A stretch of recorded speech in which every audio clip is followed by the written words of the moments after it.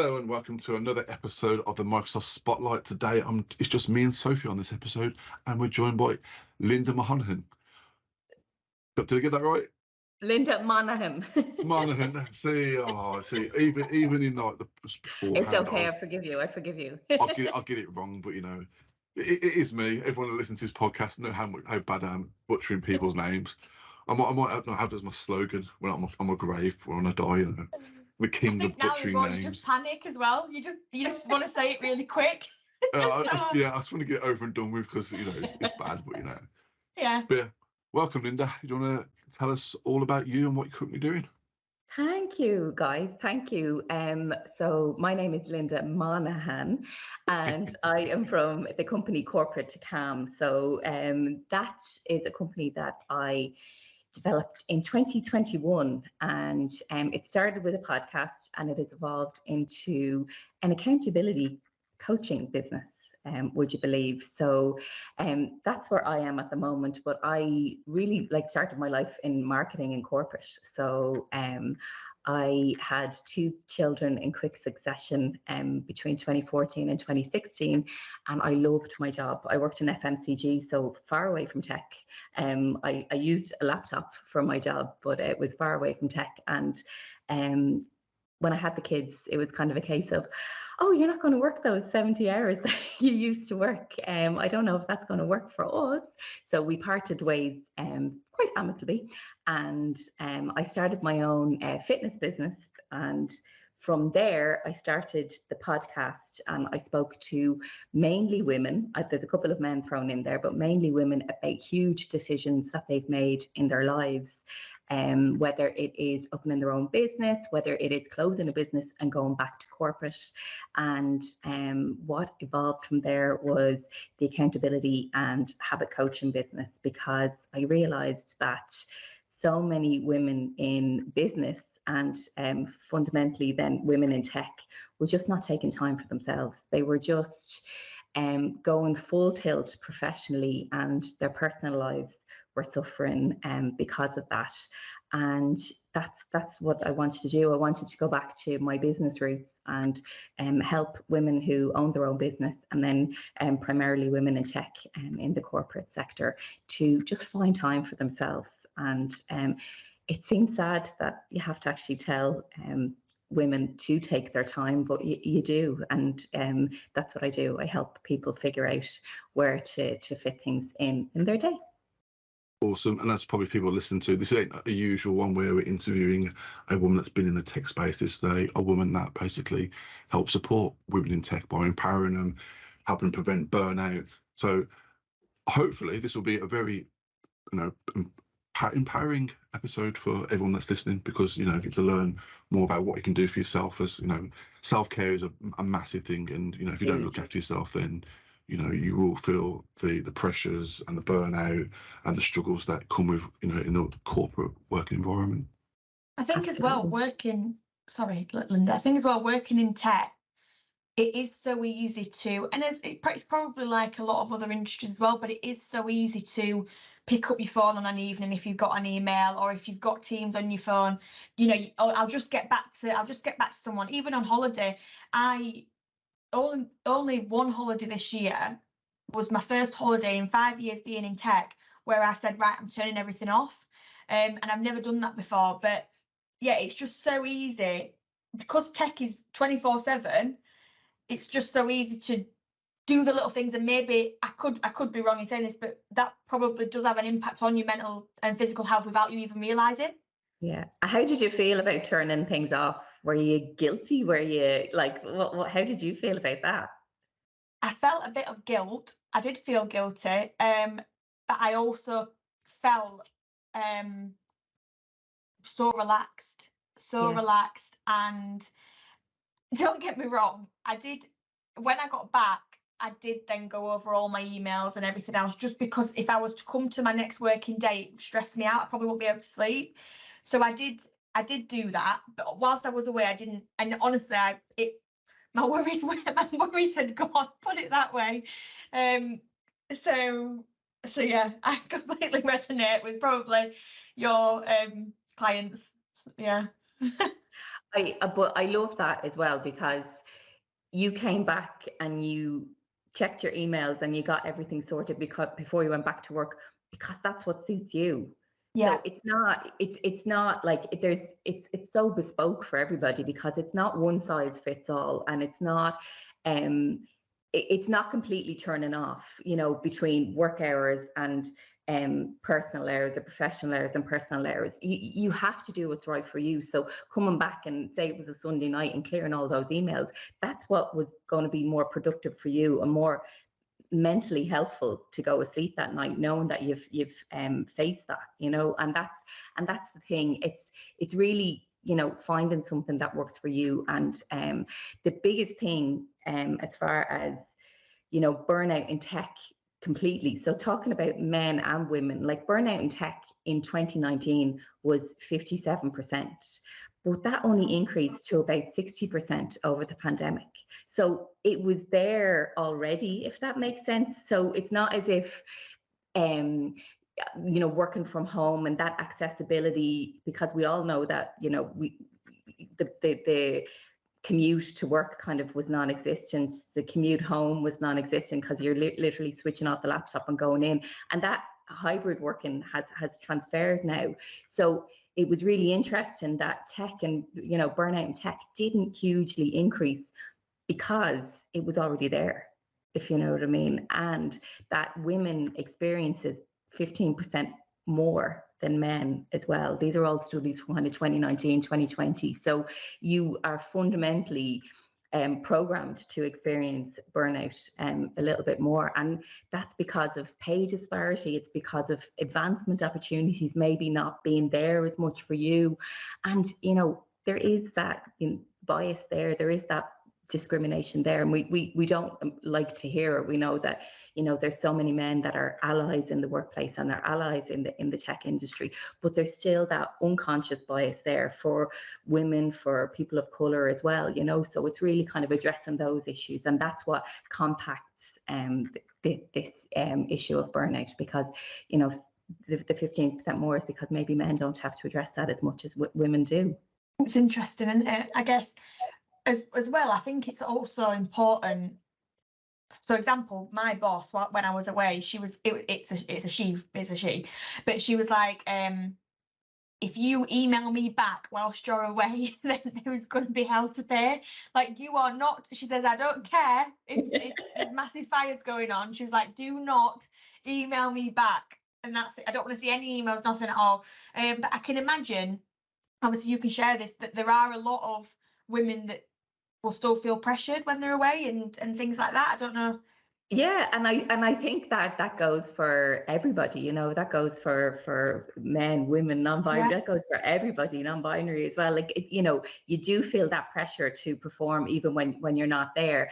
The biggest thing as well is that it's so lovely that you have that supportive boss, that is actually saying to you, yes, don't email me back, don't. And that's great, because that shows the corporate side, supporting you and taking a little bit of responsibility for you. We have to take responsibility for ourselves as well. And, even talking about, pay disparity and everything, our own feelings and our own kind of reality is there as well. And that's what can jeopardize us as well. Like, so from imposter syndrome to the work-life balance, and really managing that as well, because do we overcompensate as women in tech? Because it's like, should I be here? Have I got the right? Am I worthy of this as well? And it's kind of sitting back and taking stock and going, yes, I bloody should be here, and yes, I am entitled to be here, and I have the qualifications, I have the skill set, I have.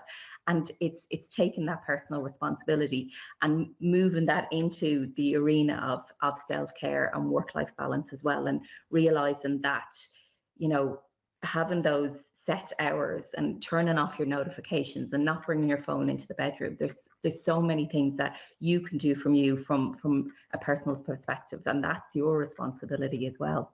I think, looking after yourself is, something that a lot of people are not very good at. I mean, obviously, when you go from working from home, I've been doing it now longer than before COVID. So, You know, for me, it was normal. But during COVID, it was a lot different to what I've experienced previously. Because, yeah, I'd go and do the school run, I'd come back, and then I've got, you know, all the things that I need to do. My wife was at work. I could crack on and do what I need to do. But when obviously COVID happened, then there was the pressures of having childcare constantly. Because normally, you know, this is the time of year that I hate, because the kids are at home, they're causing chaos, they're using the internet. Just before this episode, my internet broke, and it changed everything, because, you know, then my mindset had to be, well, I've got to get up for work. I haven't got that commute, because sometimes I was traveling to customers, so, you know, you have that time for just that headspace. I mean, just get in the car and drive into a customer, you can sit there, you can relax, you can listen to a podcast, you listen to music, you have that time to yourself. But when you work from home and it's constant same four walls every single day, you know, it is hard. And one thing that I've been doing more recently is basically taking like a mental health day, which is basically where I take my laptop, I go and sit in my local Wetherspoons, I'll get a £2, whatever it is, refillable coffee, and I'll sit and work there, because, you know, it's a completely different environment, and I'm not going to be disturbed from anyone. I can sit there, do all my emails, do all the documents I need to do, and then just carry on with normal life. Yeah, and I love that, and I think that's so important, and that's, you know, as we alluded to previously, like that's what works for you.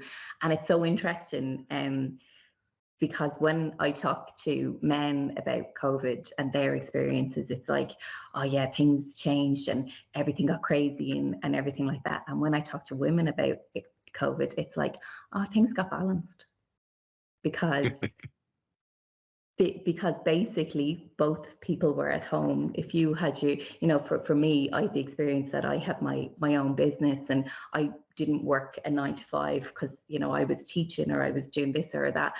And it was a case of, yeah, my partner stepped in, and he was, you know, he was doing stuff that he might not necessarily have been doing, and that was amazing for me. But what worked for us is that we sat down and we still do, is sit down on a Sunday evening and go, okay, who needs to be there, because here, or who needs to be there, because the face of it has changed forever now, because we are hybrid work and we are still working from home. And it has become a case that in my household, it's become a lot more shared, and my life has become easier. But I wouldn't say my partner's life has become easier, because he's taken on a little bit more of the responsibility as well. But the biggest thing from the perspective of this conversation and women in tech is that what we're reluctant to do, and I'm going to be very general about this, and some people mightn't agree, is asking for that help. And you know, saying to, you know, your partner or a sibling, if it's looking after parents, because we don't all have kids either, we're not all in families, you know, maybe you have an elderly parent, or, you know, and it's really asking for that help is one big step, because we're reluctant to do that. And I think that's everybody, you know, not just women, and it's sitting down and going, I can't do this by myself. And that's where you're going to create time for you. And, you know, for everybody, the biggest space and the biggest way to create time, because we're probably talking to a lot of people that are still working from home, that are working that hybrid hours, is in the morning. And this doesn't work for everybody, I understand that, but the biggest space creator is in the morning and getting up that little bit earlier. And I get crucified on my TikTok for this, because it's like, I want my lion, or I'm you know. And honestly, like for me, about 5 years ago, I used to get up about, say, quarter to 8, 7:30, and then go into work for kind of 9 or whatever. And bringing that back to 5:45. So I get out of bed at 5:45. I go to a class at 6:15. I have a walk, and I'm home by, say, 7:45. My kids are eating breakfast, and I get to spend about 15 minutes with them before they go to school. And my husband does most of the bringing to school, and I do the collection, because that's how we've managed it. But creating that space in the morning for me has been absolutely gold.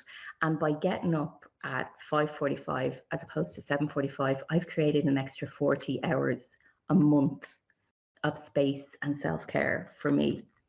And I often get, oh, I'd rather have the sleep. I'd rather have your body clock amends, and your body clock goes, oh, I have to go to bed earlier. And that's what happens. It's a gradual, and forget about the weekends. We all want to lie in at the weekends, and we all want, we do deserve sleep.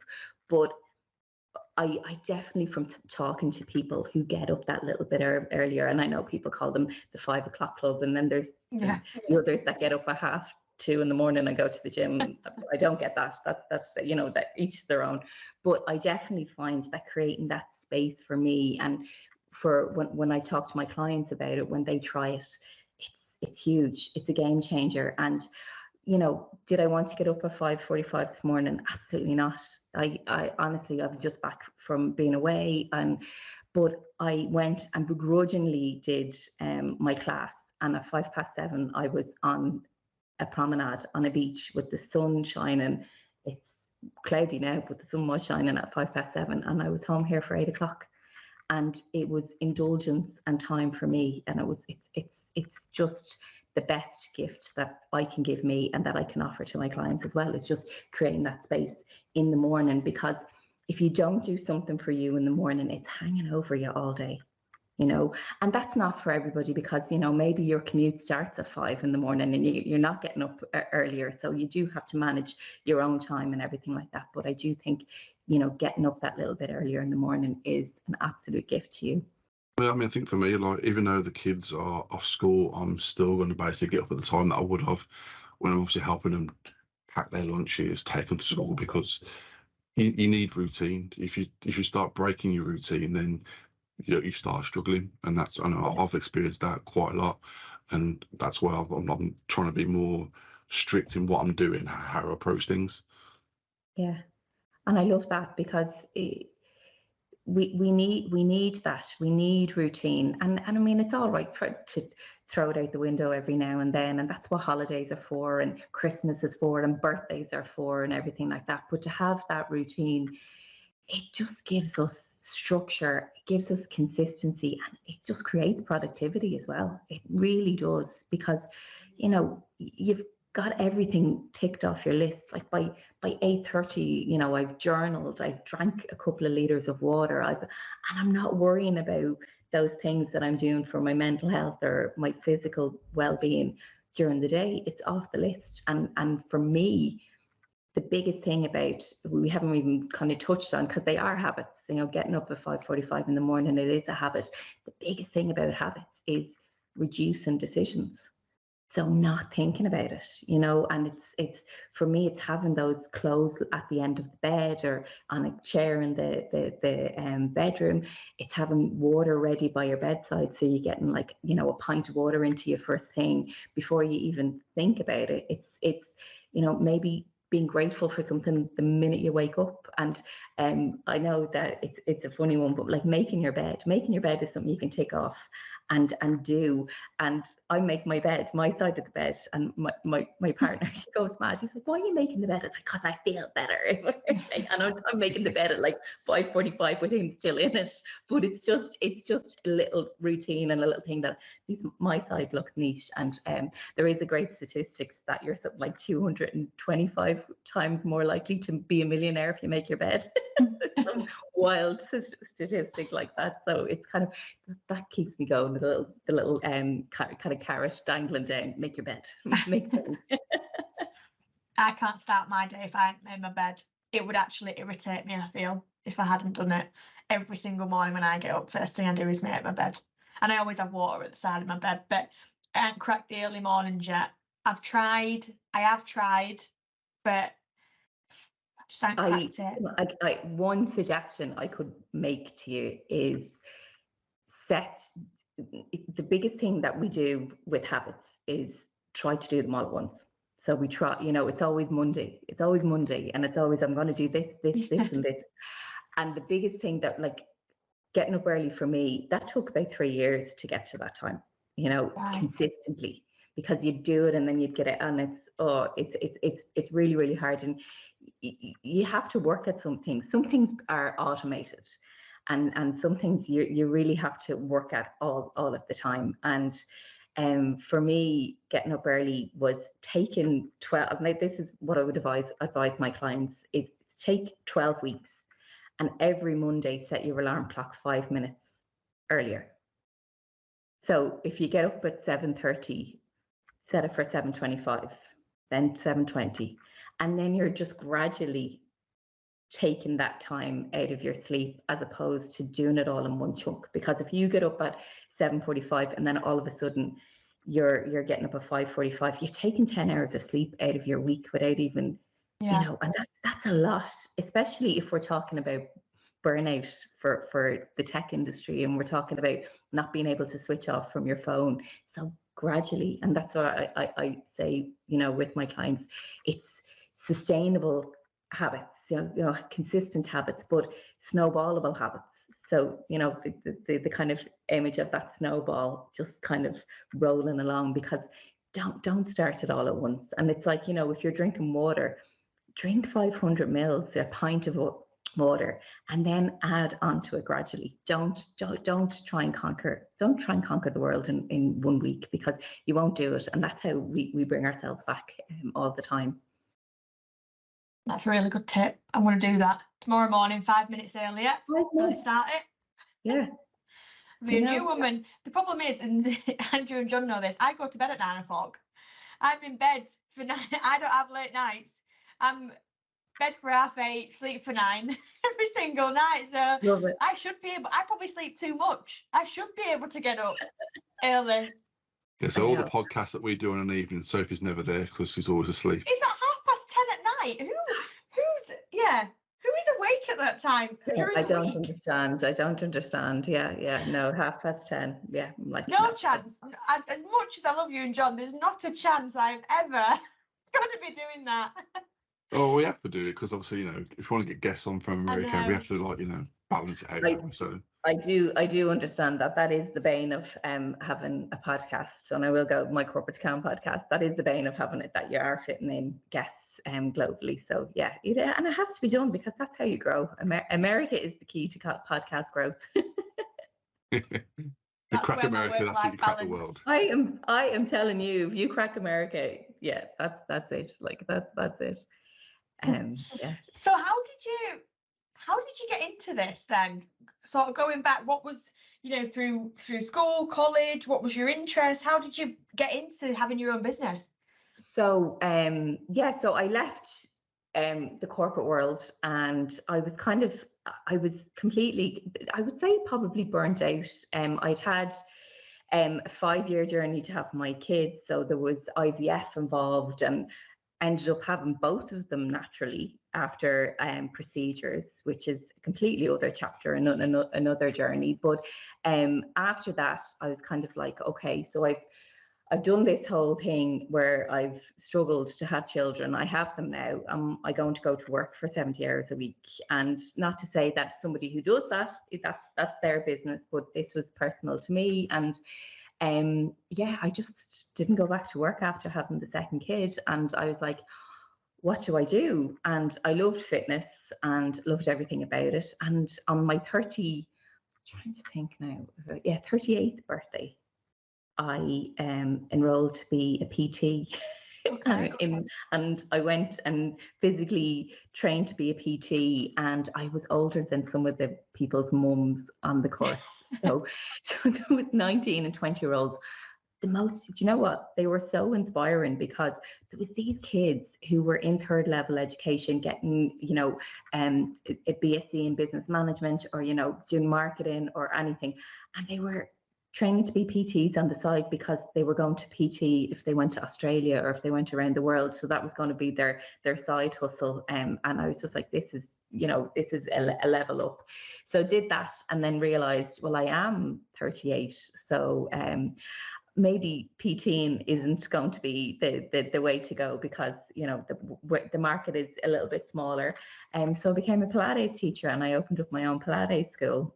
Okay. And did that for about 4 years, and, you know, very successful. And then COVID hit, and through technology, I went online straight away. and I attended my own class. So I had my own Pilates teacher who never went online over COVID. And I could not understand it. I was like, people were afraid to do it. And at one stage, I would say kind of summer of 2020, I was teaching over 100 people online a week.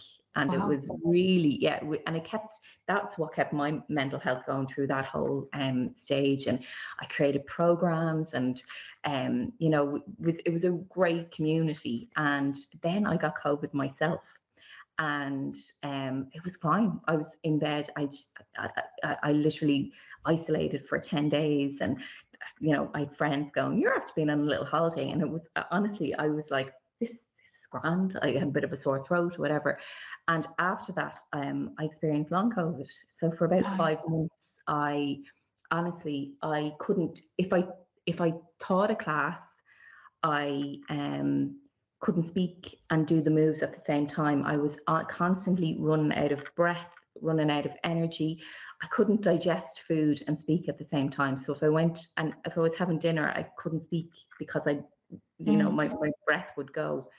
So I kind of just sat back and reevaluated. And in December, that was kind of October 2021. And in December 2021, I decided to stop teaching Pilates. And it was really such an opportunity, because I was like, I'm loving this life, but I want to get back into the business world, and I want to get back into it. And that was my opportunity to do that. And I decided to close, and then I had 3 months of feeling really fucking sorry for myself. I was like, what am I going to do? This is, I'm so fit and I can't walk up the stairs without being out of breath, and this is ridiculous. And I had applied for a course in one of our colleges here, and it was a creativity, leadership and innovation course. And I had gotten it, and I was still feeling, and it was all online, which was lucky enough, and I was still kind of feeling, and I just kind of had a little word with myself, and I was like, oh, this can't go on. And then I got COVID again. Oh God! Within 5 months, I went to a gig, and I reckon I got COVID. It was over Patrick's weekend and whatever. And honestly, it was like a reset button. It was like, when the blue screen of death comes on your computer, or yes, we know that. And honestly, that's what it felt like. It felt like my body just went, okay, you've had this. And it was like, I don't know if anybody else experienced it, but it was like as if the second bout cleared the first bout out. Within a week, I had no long COVID symptoms. And then I was like, was it all in my head? Was it, because I was in a place where I was trying to figure out where things were going. And at the same time, I gave up alcohol. So I'm 16 months alcohol free. So I just made these huge life decisions in kind of March 2022. And that evolved into the accountability and habits coaching business, and that's where it's gone from there. And the well-being, I'm certified in health and well-being coaching as well, so that came along for the ride, because I go into corporates now and speak about well-being and your overall health and well-being in corporate as well. So that's where it evolved from. So it's kind of a bad thing happening to me has evolved into a great thing happening for my life and for others. So it's great. And it's like the bad things that happen in your life are opportunities sometimes. That's the real message. I mean, obviously you have dealt with some really big organizations in the workshops you've done as well, haven't you? Yeah. So I've been into eBay, into some housing groups in Ireland, Clúid, and some television stations. And I developed, they say sometimes opportunity arises out of crazy things. So I am an avid TikTok user, and after about 6 months or so, I've 10,000 followers on TikTok. And amazing. Yeah, and I've wanted to teach people in my space, so people in their 40s, women in their 40s, how to use TikTok to promote their business. So that has been really fruitful. And we have a fashion designers over here, Len and Courtney. So I taught them how to use TikTok. So that's been, yeah, it's been great. So there's been huge opportunities, and it's still, I know it sounds bizarre, but it's still like, getting a query this morning about accountability coaching from somebody who I admire, and it's like, wow, it's still exciting, and it's new, and it's great, and it's where I'm meant to be. That's the main thing, and then that's what I would say to people. It's like, assess where you're meant to be, and go for it, and take that leap. So who inspires you then, in the world of women in tech? I suppose looking at the obvious answers is the Sheryl Sandbergs of the world, and they've been so amazing. But looking at from kind of a social impact area, the likes of Kimberly Bryant with the Black Girls Code, and Megan Smith, who she's a huge advocate for kind of self-care and wellness in the women in tech industry, and she worked for the Obama administration. So it's the likes of them, as opposed to kind of the obvious answers as well. So there's so many. It's amazing. And that's just it. Is just highlighting all these amazing women, because there's a lot of names out there that I still don't even know, but I know they're doing good work, because you feel the waves of how it impacts others. And every time I send out a recording to any of our guests, they always tell me who inspires in the community. And I look at the list of names, and I don't even know that person. So I then go and do just a little bit of research about them, just to understand what kind of impact they're having. And it's, and as well, it's even from a local perspective, and the reason that I'm here is because of Javantika from Microsoft in Ireland, and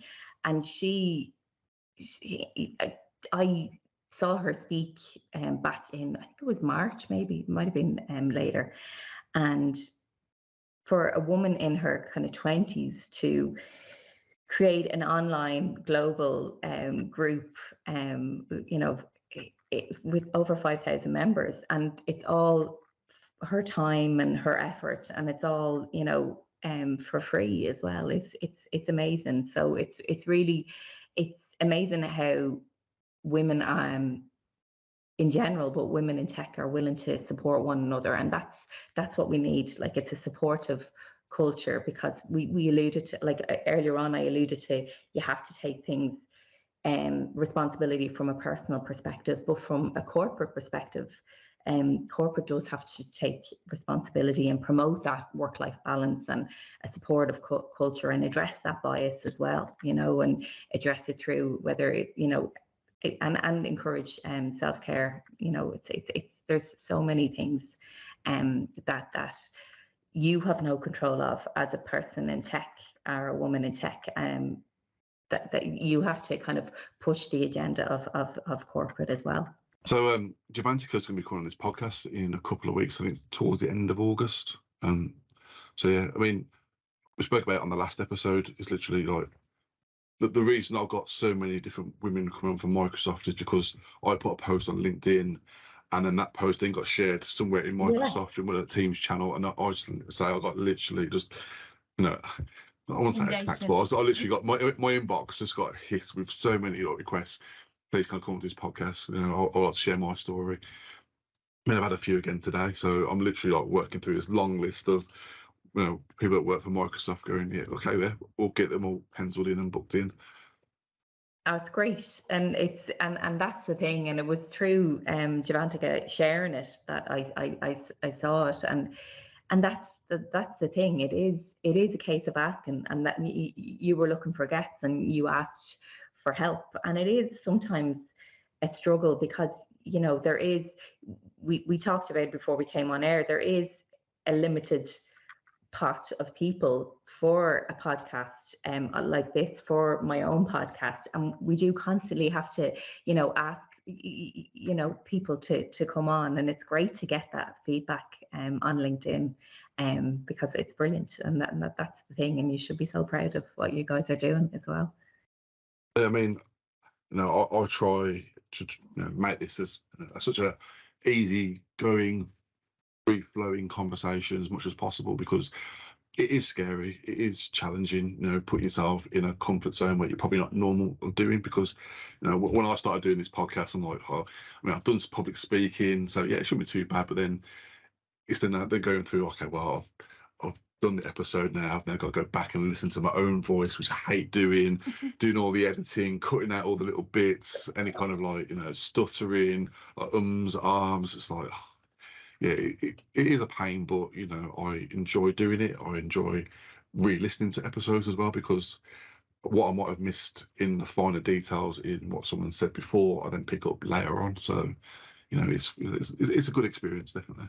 And I think that's a really good point, because sometimes we choose the information that we want to hear out of something depending on our mood and depending on where we are, you know, mentally as well. And it's to be admired by you guys, when you say that you're editing and because that's what happens with smaller podcasts. And the reason for podcast fade is because it's like, oh my God, am I going to reap these rewards? Am I going to get, you know, a big sponsor? Am I going to, and, you know, not necessarily that's everything that you want, but, you know, it's everything that you deserve. And then you see the likes of the bigger podcasts, and, you know, the diaries of certain CEOs and, you know, a budget of 2 million, you know, a staff of X, Y, and Z. You know, it's there's the playing field, like with everything, isn't level, but it's a great form of media that you can enter and you can participate in. Like, we're not making a TV show. We can compete with the likes of that, but I mean, isn't it amazing that this platform is accessible to everybody if you have a passion and an idea, and you want to make a difference in people's lives? And that's exactly what you guys are doing. And so obviously the sharing aspect of it as well is from like word of mouth as well. So yes, post on LinkedIn to all your connections, you'll get that, but until someone likes it or reposts it or shares it to someone else, you're not going to get that engagement. I mean, I was looking at our statistics on YouTube just the other day, and it's like 95% of our viewers on YouTube are not subscribed. I know. And it's like, I'm getting all this, like, you know, all these views, but why are people pressing that subscribe button and I know, you know, getting notified? And it's so funny. That's such a good point, because yeah, why? Like, why do you, and it's funny, because I think that's lessening, because people are going in to watch it, and it's just, I don't understand why there's private subscribe on. Well, maybe there, you know, there is a reason, because but this whole, you know, you can't see what other people subscribe to on YouTube when they have private mode on, and it's like, that's such a good way to, if you have something in common with somebody, to kind of see what are they looking at, what are they watching, and it's a great way to kind of find things to view and things to look at, you know. And that can be very frustrating sometimes, and that's why I love kind of, you know, with Instagram and TikTok and those business arenas where they'll go, oh, read this book, or, you know, and it's like offering value for it, and you can, it's maybe a little bit more transparent that you can see. But yeah, it is frustrating when you don't get the subscribe, and that's why it's like making sure that you follow people. I'm like, now, do I follow you guys on LinkedIn? I'll have to make sure that I do. If you haven't, I'm surprised if I've sent you a request to follow us, because I do it all the time. I think we're up to like over 1,000 followers on LinkedIn, Amazing. which is like more than we've gotten. I think we've got about 100 like subscribers on YouTube. So I've got more people following us on LinkedIn than I do actually on YouTube. It's like, Yeah. It is what it is. But I think coming close to our recording time, so I'm gonna throw like a two-pronged question out. John normally does this, but I'm gonna do it today. So, what was one of the lowest parts of your career, and like how did you like overcome that? I suppose leaving my corporate life was the hardest part of my career. I was 15 years in corporate. I was marketing, head of trade marketing in an FMCG company, and I loved my job. When I tell you I absolutely loved it. It was a spin plates kind of job. It was really great fun, and it was really a grieving process when I left, and there was one issue over something. I'm over it, but it's like the one single issue creates a life-changing thing. And it's like I've talked about that it was an opportunity in the end, but at the time it wasn't. At the time, for I'm talking 6 months, it really impacted my life, and it was like a death, and it I went to counselling because of it, just to kind of figure it out. Because I tell you, one of the main reasons I went to counselling, because I was absolutely wrecking my husband's head talking about it. I really and truly, he was like, I can't listen to this anymore. I cannot listen. And I had about 5 or 6 sessions with the counsellor to just go through why I was feeling like this. And, it was, those whole kind of denial, those stages of grief. And it was a process that I had to go through. And I'm glad I'm out the other side. But I think that as women in general, sometimes we're forced into situations that we don't necessarily want to go. Like I'd love to say that it was a choice to leave. It was at the end of the day, but he's gone. Oh, he's gone. It's all right. It was my choice at the end of the day, but kind of the pre-leading kind of 3 months up to it were the factors that I left. And so much wouldn't have happened if I had stayed in corporate, and my kids wouldn't be where they are now as far as school is concerned, as far as the opportunities that they have are concerned, and I wouldn't be where I am with the business. So I really am a firm believer that things happen for a reason, and out of bad situations, great opportunities can arise. So, I mean, if you are feeling like you're in a situation that you just can't see the way through, like you will get through it. And it's not toxic positivity, and it's not like you have to feel and you have to process and you have to get through the situation. But it's such a cliche, but time is a great healer. It really, really is. It's just getting through those hard days to get to where you can look back and go, oh yeah, I learned something from that situation. Yeah. No, I think that's a great message. And I do know the other question what he's going to ask, so I can ask you that. So on the flip side then, what's the your biggest achievement within your career, and what positive things have you taken away from your career path? I suppose the biggest achievement from a corporate perspective, the biggest achievement was hitting a 6-figure salary.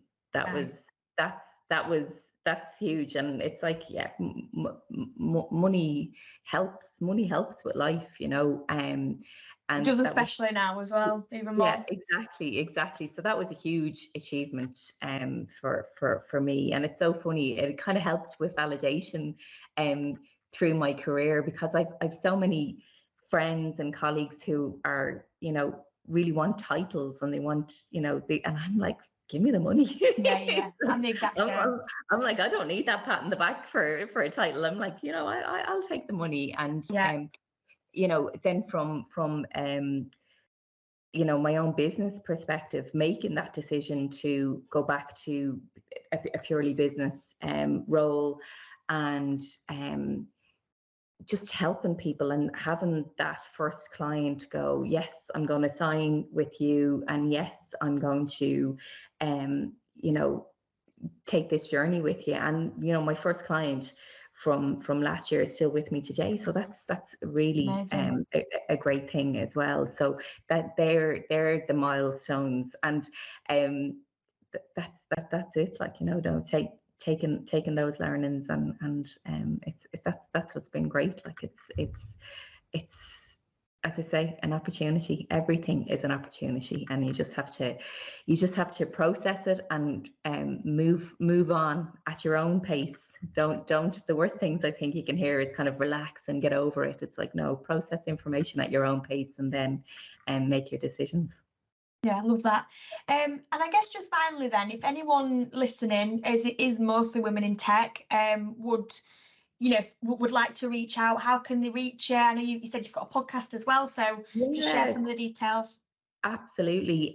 So my website is corporatecam.com, and all of my services are on there. So one-to-one coaching, the accountability club, and I have a variety of different products as well that can help you with productivity and boundaries and time management. And my podcast is Corporate to Cam, and you can find me across socials on Corporate to Cam, or if you look up The Habit Boss, purely for SEO reasons, that I christen myself The Habit Boss, and obviously I am The Habit Boss. And then Linda Monahan on LinkedIn, Monahan, and that is to any Irish listeners, that's the county without the G, so Monahan. So please feel free to reach out if you have any questions, and if you're interested in becoming a client. I absolutely love it. Perfect, thank you. Yeah, thank you so much for that, Linda. It's been an absolute pleasure, and I've learned loads. I'm doing the 5-minute rule every morning because I need to get up earlier. Yeah, and you will, and I mean, that's it. The body becomes accustomed to it and adjusted to it, but it's like, just don't do it all at once. Just kind of creep it up, and let me know how you get on. I'd love to hear how you get on in a few months' time. I will. Don't get me wrong, I've tried exercising in the morning because I love swimming, I love running. I'm not so motivated on the gym now, but I was early, like a couple of years back. But I've tried doing that in the morning, and I just don't feel as energized. I just don't feel as strong is the right word. But I think that might be because I'm getting up straight away, going, and then by the time I get, I'm not eating. I'll spend as much time in bed to then have to do it. So then I always regret exercising in the morning. But there's obviously reasons why, isn't there? Yeah, and then maybe it's a different type of exercise in the morning than the evening as well. Do you know that way? So it's all, and that's one of my other basic principles. It's like move with joy. And I love that you say, I used to go to the gym, but I don't now. It's like, don't do shit that you hate, because honestly you will stop doing it, you know. Exactly. So it's finding something that you love to do and doing it with joy. It's brilliant. Yeah, and I need to try Pilates. My friend yesterday, who I went to see Barbie with, she said there's some Pilates near where we live, so I really, really want to try it. Yeah, do. It's a great, honestly, it's such a good strengthening workout. There's mobility, flexibility, everything that you want, you can get from Pilates. So it is great. Amazing. Well, thank you so much. And again, apologies, Andrew, I had to drop off on the last bit, but you've been absolutely amazing. And just thank you for being on the podcast. Thank you so much, Sophie and Andrew. I really appreciate it, and thanks for having me on. No worries at all. Thank you for listening to the Microsoft Spotlight podcast. Please make sure you hit that like, share and subscribe button to help us promote our message. You can also follow us on Twitter at MSFT Spotlight, and we're also on LinkedIn, the Microsoft Spotlight podcast. And finally, we'd like to tell you a little bit about BitTitan and thank them for sponsoring this podcast. Remote migrations start here. Let Migration Wiz do the work for you. It's fast, secure, and 100% SaaS, which means you can migrate at any time and from anywhere. Migrate mailboxes, documents, public folders, personal archives, or even Microsoft Teams with just a few clicks. No special training needed and no customer downtime. When the work matters, choose Migration Wiz.